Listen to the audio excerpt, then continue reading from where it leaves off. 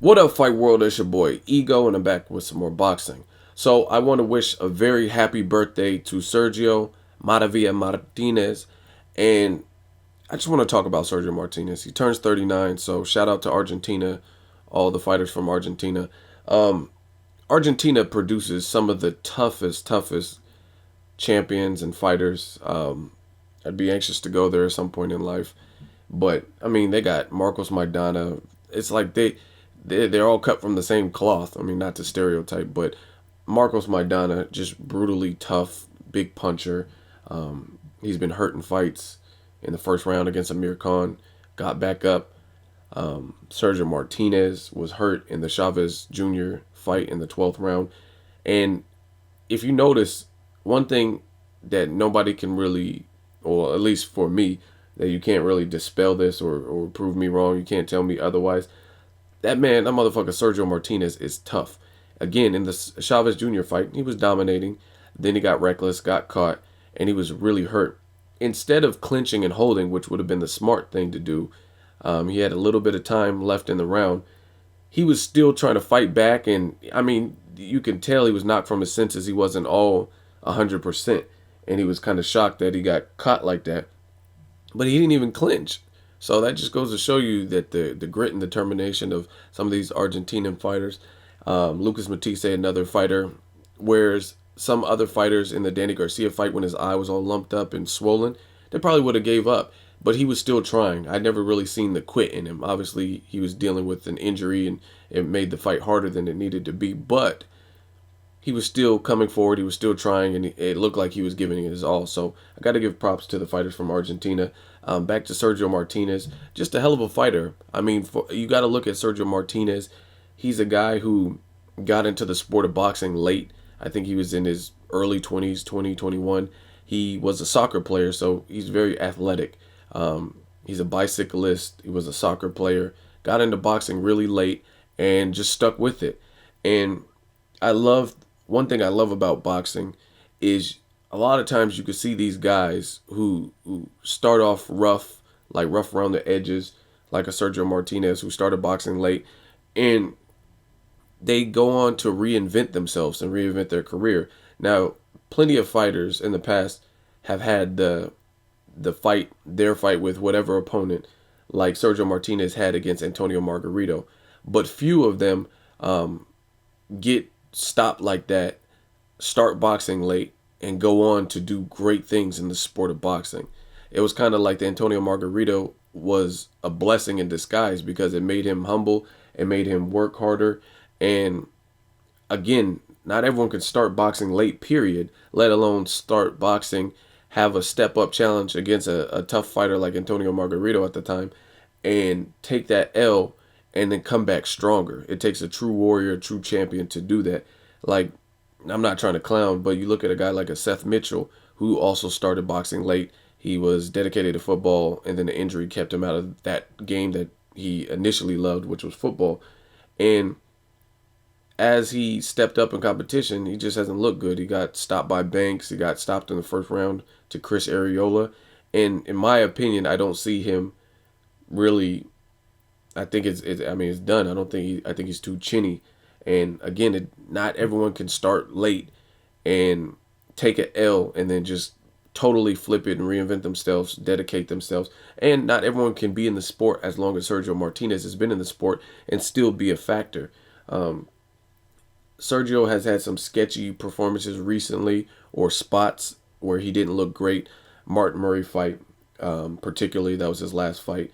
But I think part of that deals with who Sergio Martinez is as a person and pride. I think pride got him back in the ring sooner than he needed to be. He didn't take the proper R&R, and he didn't recuperate, allow his body to refresh and heal from the Chavez Jr. 12th round, where he had, like, I think he fractured his hand and he had like torn ligaments and fucked his knee up and all that.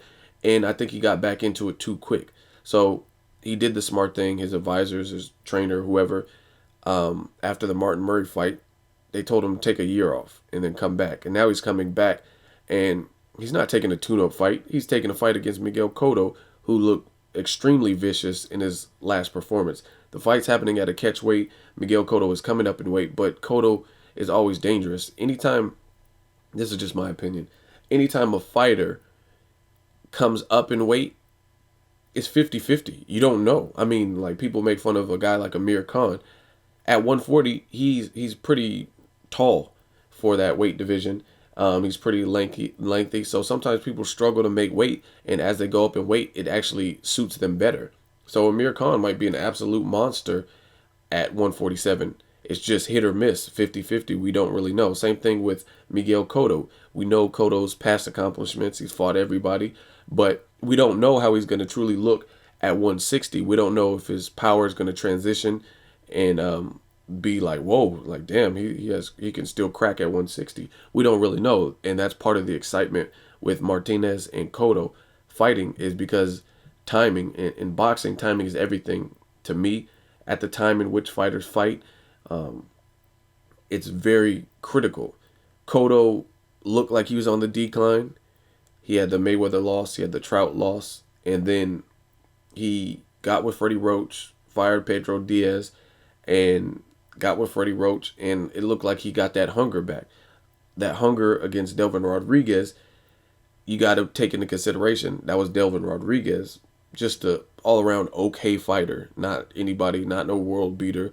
So did he look that way because he's really focused and really energized, and is he doing something different, or is Freddie Roach really improving his style, or was it because of the person he had in front of him? And that's what we're going to find out. Plus, he's getting Sergio Martinez at a time where Sergio Martinez looks more vulnerable.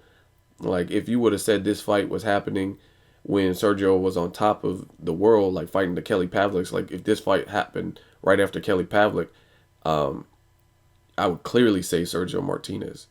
But maybe he's getting old. So it's just a really good fight. I really like Sergio Martinez, always have. He seems to kind of emulate Roy Jones Jr. to a degree, hands down. Very machismo. He likes to showboat at times. He's tough. He's taken the fights that others don't want to fight. The Paul Williams fight was a classic fight. The first one, very back and forth, rough and tumble. It was a tug of war type of fight. And then he thought he was robbed in that fight. He rematched him and laid him out in one of probably the craziest knockout of that year in the second round, I believe it was.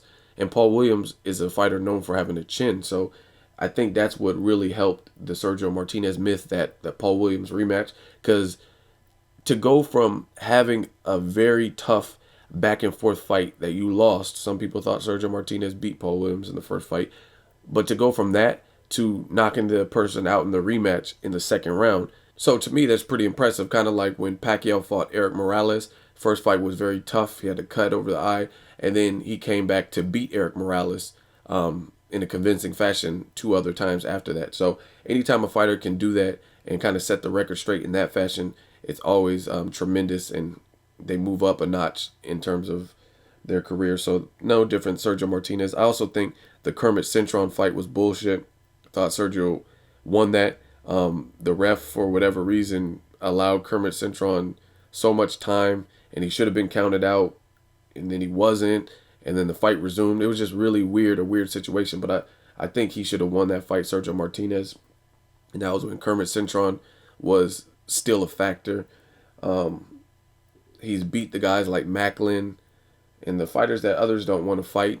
I mean, he beat him before Gennady Golovkin, so he's just a true warrior, true champion, 39 years old. So I'm anxious to see how this Cotto fight's going to look. I'm really, really anxious. Definitely have no problem forking out the cash for the pay-per-view. It's that type of fight. Perfect timing for the two to fight to see who really wants it more, in my opinion. Other than that, Sergio's given us classic fights. He's kind of coming towards the end of his career. We'll see what version of Sergio Martinez shows up. Will it be the one that looked great against Chavez for 11 and a half rounds, or will it be the Sergio who had trouble and seemed to be declining and a lot less athletic in the fight with Martin Murray? So we'll see. One thing I also give props to Sergio for is he's a guy who was basically forced out of the 154-pound division, trying to get spotlight, trying to get those marquee fights and big fights. And a lot of people didn't really want to fight him at the time at 54. So he moved up really out of his comfort zone I think he truly, based on his size and stuff, I think he is more of a natural 154 pounder than 160, but he's acclimated to the 160 because he's been fighting there for years. So he's been used to fighting bigger guys. That's why I think Cotto's probably in trouble, because you can say whatever you want about Chavez Jr. Two things I do know about Chavez Jr.: if he comes in focused, he could give anyone technically some problems. He has trouble with movement, obviously, but he has a chin. He has an iron chin like his pops, and he can hit hard because he's big. He's bigger than a lot of the guys he fights based on just natural size and whatever. So that fight proved a lot to me. And Chavez Jr. looked like he had the desire in that fight. So just a really good fight overall. But I just think Sergio's used to fighting the bigger guys, and that could be problematic for Cotto.